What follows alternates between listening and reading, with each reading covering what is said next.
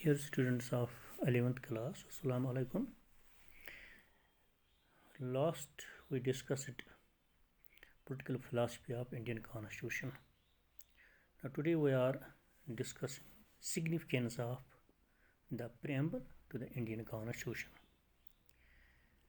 This is our today's topic. That means your question is examine the significance of the preamble to the Indian Constitution. As we discussed Indian preamble to the Indian Constitution yesterday, we know that preamble is a summary of the objectives and basic philosophy of the Constitution. The preamble is the mirror of the Constitution. We also peep into the intentions of the makers of the Constitution through preamble of the Constitution. The objectives, or we can say significance of the preamble to the Indian Constitution have special significance. That is, number one, source of authority. Source of authority. The preamble expresses in a very clear language that people are the ultimate source of all authority. It is the people who have adopted and enacted the Constitution. This point was also discussed yesterday. The second point is nature of Indian polity. The preamble emphasizes the fact that India is a sovereign, socialist, secular, democratic republic. The third point is symbol of objectives. The preamble is a symbol of those objectives which the Constitution makers pledge to attain. The preamble assures the people of India justice, social, economic, and political. The fourth point of the significance of the preamble to the Constitution is key to the Constitution. Fourth point, key to the Constitution. The preamble is the soul and spirit of the Constitution. The preamble is the mirror of the Constitution. It is jewel set in the Constitution. Fifth point, guide to government. The preamble to the Constitution provides guidelines to the government of the day. Sixth point, guidelines to the judiciary. Whenever a court of justice has to explain some articles of the Constitution, then it takes the help of the ideas expressed through the preamble of the Constitution. Seventh significance of preamble to the Indian Constitution is yardstick to evaluate the performance of the government. The preamble enables the people to assess and evaluate the performance of the government in the light of the objectives laid down in the preamble. It keeps the government on its toe. Those were the 7 significance of preamble to the Indian Constitution. We discussed preamble of the Constitution in our last topic. So this was our today's topic, which I discussed with 7 points. Those 7 points are significance of the preamble to the Indian Constitution.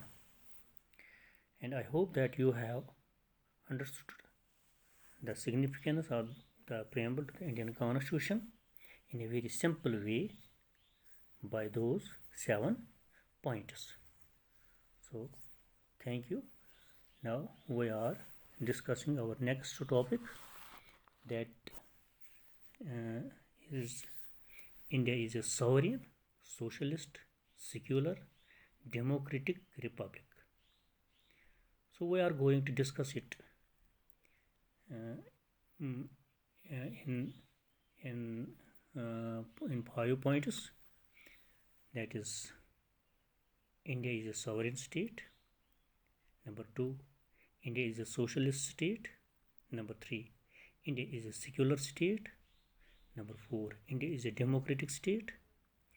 Number 5, India is a republican state. So, the preamble proclaims that the people of India have resolved to constitute India into a sovereign, socialist, secular, democratic republic. There are few features of Indian political system. So we are going to discuss those in a simple way. First of all, there is India is a sovereign state. It means that now, after the promulgation of the Constitution, India is not subject to any foreign rule. India is now a sovereign state, internally as well as externally. No other country can compel India to follow or not to follow a particular policy. We can now make any law remaining, of course, within the limits imposed by our own constitution. We can also amend our constitution in accordance with the procedure laid down in the constitution. Some people are of the view that sovereignty is not absolute because of India's membership of Commonwealth of Nations. This, however, is not correct. India is a member of a Commonwealth of Nations according to her own free will. There is no constitutional binding. Commonwealth of Nations is not a super state. Dear students, you may have understood the sovereignty, that means India is a sovereign state. What sovereign state mean? Now we are going to discuss second point. India is a socialist state. By 42nd Amendment Act, word socialist is inserted in the preamble of the Constitution. Mr. Sauron Singh, the chairman of Congress Committee for Constitutional Changes, said that the proposed decision to inscribe socialism in the preamble of the Constitution shows the nation's resolve to work for a new socio-economic revolution. Number third point, India is a secular state. By inserting the word secular in the preamble of the Constitution by 42nd Amendment, India is declared a secular state. In clear words, such a system is adopted in the Constitution that India is made secular state without any doubt. In the words of Smith, the secular state is important to the future of Indian democracy itself.